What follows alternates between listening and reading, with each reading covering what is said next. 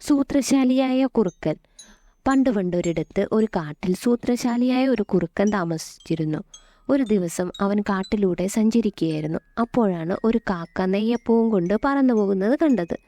കാക്കയുടെ കയ്യിൽ നെയ്യപ്പം കണ്ട കുറുക്കന് കൊതി സഹിക്കാനായില്ല. കുറുക്കൻ കാക്കയെ പിന്തുടരാൻ തുടങ്ങി. കാക്ക പറന്ന് ഒരു മരക്കൊമ്പിൽ ചെന്നിരുന്നു. ഏതു വിധേയവും ആ നെയ്യപ്പം കൈക്കലാക്കണം എന്ന് കരുതിയ കുറുക്കൻ കാക്കയുടെ അടുത്തേക്ക് പോയി. അവൻ പതിയെ കാക്ക ഇരിക്കുന്ന മരത്തിനടുത്തെത്തി. നിന്നെ ഇതിനു മുമ്പ് ഇവിടെയൊന്നും കണ്ടിട്ടില്ലല്ലോ, ഈ കാട്ടിൽ ആദ്യമായിട്ടാണോ വരുന്നത്?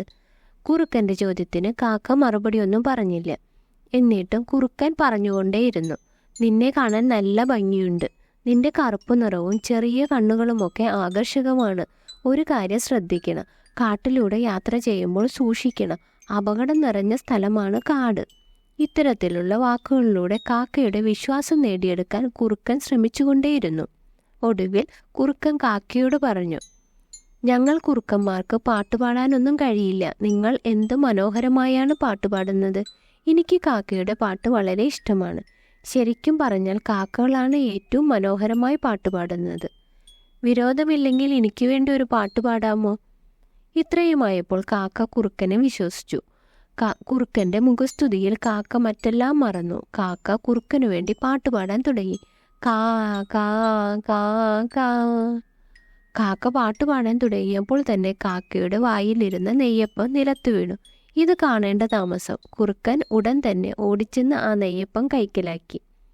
തനിക്ക് പറ്റിയ മണ്ടത്തരം മനസ്സിലാക്കിയ കാക്ക ഉടൻ തന്നെ കുറുക്കനോട് പറഞ്ഞു, ഇതെൻ്റെ നെയ്യപ്പമാണ്, എനിക്കിത് തിരിച്ചു നൽകണം.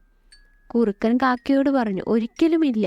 എൻ്റെ മുഖസ്തുതിയിൽ മയങ്ങി നീ തന്നെയാണ് നിന്റെ നെയ്യപ്പം നഷ്ടപ്പെടുത്തിയത്. ഞാൻ ആഗ്രഹിച്ചത് എനിക്ക് കിട്ടി.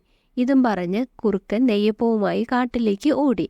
കുറുക്കൻ്റെ പ്രശംസയിൽ മതിമറന്ന് നെയ്യപ്പം നഷ്ടപ്പെട്ട കാക്ക വിഷമിച്ച് അവിടെ നിന്നും പറന്നുപോയി. നമ്മൾ ആരുടെയും മുഖസ്തുതിയിൽ വീഴരുത്.